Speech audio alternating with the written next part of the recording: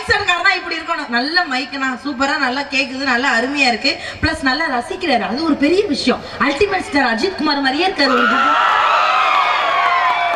அப்ப ஏதாவது சவுண்டு கொண்டு வைப்பாரான்னு பாப்போம். ஏன்னா நல்லா சிரிக்கிறாரு.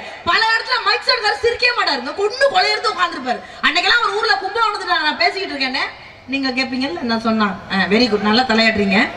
நான் நீ சொல்ல குட்டி, நீ கேட்டுதாண்டா ஆகணும், வேற விதி இல்லடா. நான் என்ன பேசினாலும் நீ கேட்டுதாண்டா ஆகணும். நான் உயிரை கொடுத்து பேசிக்கிட்டு இருக்கேங்க. மைக் செட்காரர் என்னை பார்த்து சிரிச்சுக்கிட்டே இருக்காருங்க. என்னையும் பார்த்து சிரிக்கிறானா அவன் எப்படி பெரிய மானங்கட்டவனா இருப்பான். ஏன்னா என்னைய பார்த்து என் புருஷன் சிரிச்சு 3 வருஷம் ஆகுது.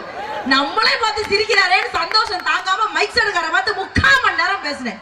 பேசி முடிச்சு கீழே இறங்கி போய் கை கொடுத்துட்டு கேட்டேன், ஏன்னா அவ்வளவு நல்லா பேசுறேன்னா இப்படி சிரிச்ச வேண்டிக்க உட்காந்துருக்கேங்கிறேன். மூதேவி, என் வாயோட அமைப்பே அப்படிதான், தச்சு அங்கிட்டுப்பா அப்படின்னாரு. அப்புறம் தாங்க தெரிஞ்சு எத்து பள்ளிக்காரனுக்கு 3/4 மணி நேரம் பேசியிருக்கேங்க.